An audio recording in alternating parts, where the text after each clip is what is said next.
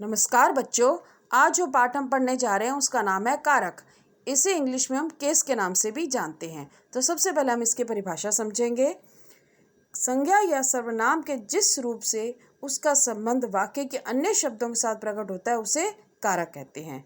साधारण शब्दों में कहा जा सकता है कि वाक्य में प्रयोग किए गए शब्दों का क्रिया या अन्य शब्दों के साथ संबंध कारक कहलाता है। कारक के चिन्ह और विभक्तियां भी होती हैं। कारक के भेद पहले मैं आपको समझाऊंगी। कारक के 8 भेद होते हैं। कर्ता कारक, कर्म कारक, इनकी विभक्ति मैं आपको बताती हूँ। कर्ता कारक में कहते हैं कर्ता ने कर्म को करण से संप्रदान को के लिए अपादान से संबंध काके की अधिकरण में पर संबोधन हे अरे। अब मैं आपको एक एक कारक की डेफिनेशन समझाऊंगी।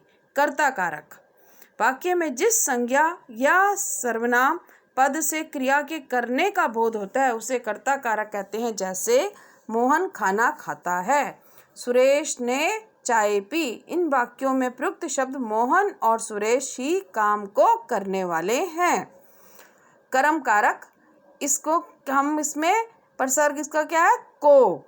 वाक्य के जिस शब्द पर कर्ता द्वारा की गई क्रिया का फल या प्रभाव पड़ता है उसे कर्म कारक कहते हैं। जैसे सुनीता चित्र बना रही है, राकेश ने सतीश को बुलाया। इन वाक्यों में चित्र और सतीश दो ऐसे शब्द हैं जिन पर कर्ता द्वारा की गई क्रिया का प्रभाव पड़ रहा है। ये दोनों वाक्यों के कर्म हैं। करण कारक, इसका प्रसर्ग है से के द्वारा। इसकी डेफिनेशन है संज्ञा या सर्वनाम के जिस रूप के सहायता से क्रिया संपन्न होती है उसे करण कारक कहते हैं।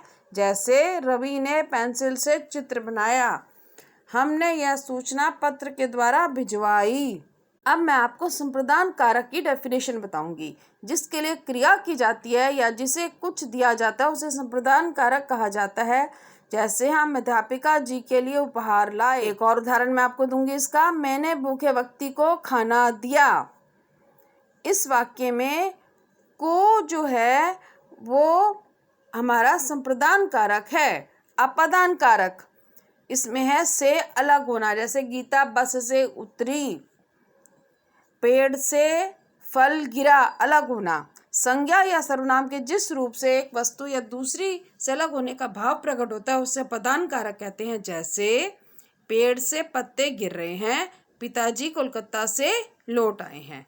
इन वाक्यों में हमें से पृथक होने का पता चल रहा है, इसीलिए अपादान कारक है। संबंध कारक प्रसर्ग है इसका का, की, के, रा, री, रे। इसकी डेफिनेशन है एक संज्ञा या सर्वनाम का किसी दूसरी संज्ञा या सर्वनाम से संबंध बताने वाले शब्द रूप को संबंध कारक माना जाता है। जैसे राम की बहन परीक्षा में प्रथम आई, यह मेरा घर है। इन वाक्यों में राम और बहन शब्द संबंध कारक हैं। अधिकरण कारक प्रसर्ग इसका है में पर क्रिया के होने का स्थान या काल का बोध कराने वाले कारक अधिकरण कारक कहलाता है। जैसे पक्षी पेड़ पर बैठा है, परीक्षा दिसंबर में होगी। इसमें में और पर अधिकरण के रूप माने जाते हैं। संबंध बोधक कारक प्रसर्ग है इसका हे अरे। संज्ञा के जिस रूप से किसी को पुकारा जाए या बुलाया जाए उसे संबोधन कारक माना जाता है। जैसे अरे लड़के ध्यान से चल, सामने गड्ढा है। हे लड़के इधर आओ। इसमें अरे लड़के और हे लड़के संबोधन कारक के प्रतीक हैं।